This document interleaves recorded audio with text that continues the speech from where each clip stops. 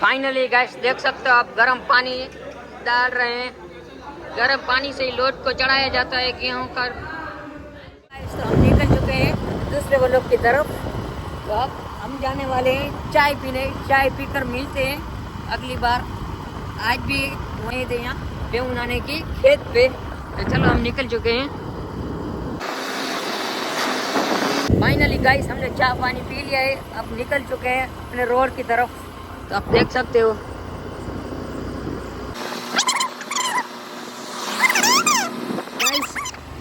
ये रास्ता आप देखोगे तो आप कभी नहीं आओगे, ऐसा रास्ता है। चेक करो, पानी पानी भरा हुआ है, रास्ता इतना डरा।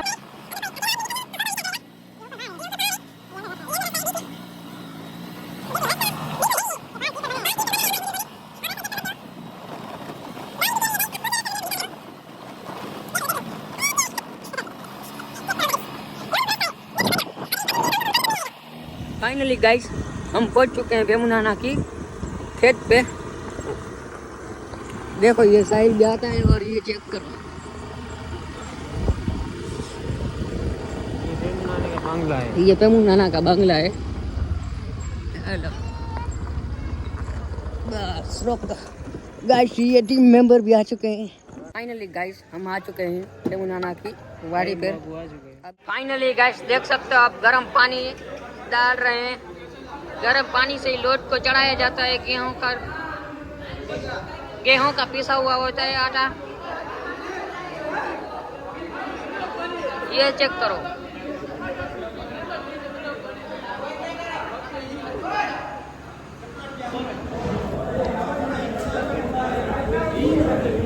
चेक कर सकते हो। यहाँ पर हबीब भाई उपस्थित। हबीब भाई आप क्या बोलना चाहोगे? चल चल चल चल गाड़ी स्टार्ट कर।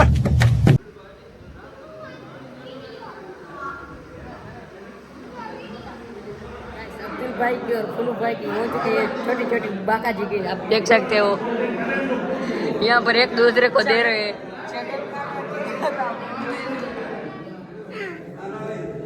ऐसा बनना हो गया स्टार्ट। तो चलिए मैं आपको दिखा देता हूँ। यह देखिए हमारा जाहिद भाई भी बाहर रहे हैं। ये फिरोज भाई, अनीफ भाई है, इरफान भाई है और इस तरफ खोपिया गैंग बैठी है।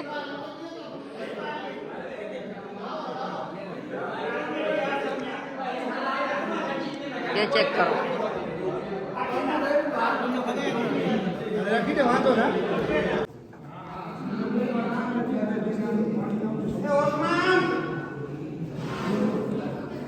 यहाँ पर हमारे यूट्यूबर गाइस ये क्रेजी वाले यूट्यूबर है, इनको भी सब्सक्राइब करें और हमें भी सपोर्ट करें।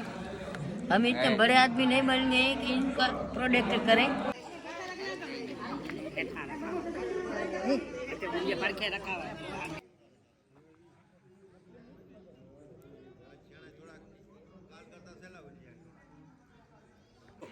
કરી ગયા છે ત્યાર પછી આપણે છેલ્લા 20 વર્ષથી પણ આપણે એ પરંપરા જાળવી રાખી છે।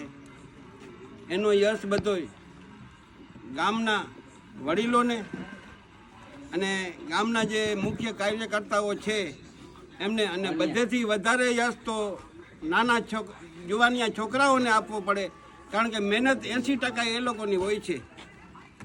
અને આ ગામમાં 20 વર્ષથી આ પેઢીનું આયોજન થાય છે। પીરની પેઢીનું આયોજન એટલે હિન્દુ મુસલ બે ભેગા મળીને બધી આયોજન કરે છે। એક એ પ્રથા બહુ સારી કહેવાય।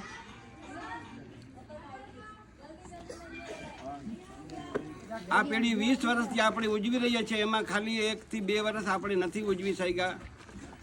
જે કોરોના કાળમાં હતું તેથી બંધ રાખવી પડી ફરજિયાત, પણ આ જુવાનિયાનો જોશ જોઈને એમ લાગે છે। અને બીજું કે આ પેઢી એ 20 વર્ષથી ઘણી બધી જગ્યાએ પેઢીઓ થાય છે, ધર્મના સંચાલનો થાય છે, ધર્મ થાય છે, એના માટે ઉત્સવો થાય છે।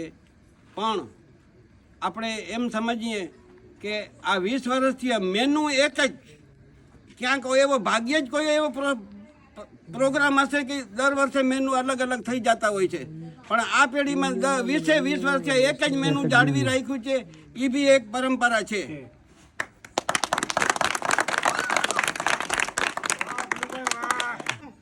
આ ગામ સુમરા તરગરી છે.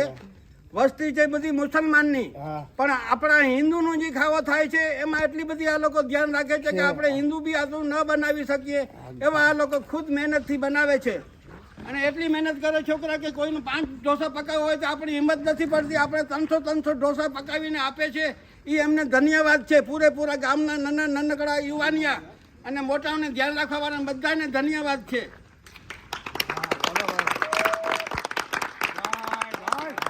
આપણે 5-10 ઢોસા પકાવવા હોય તો 2 દી વિચાર કરીએ છીએ, અને આ 300 ઢોસા પાકી જાય છે અને એકદમ સરસ કામ થાય છે.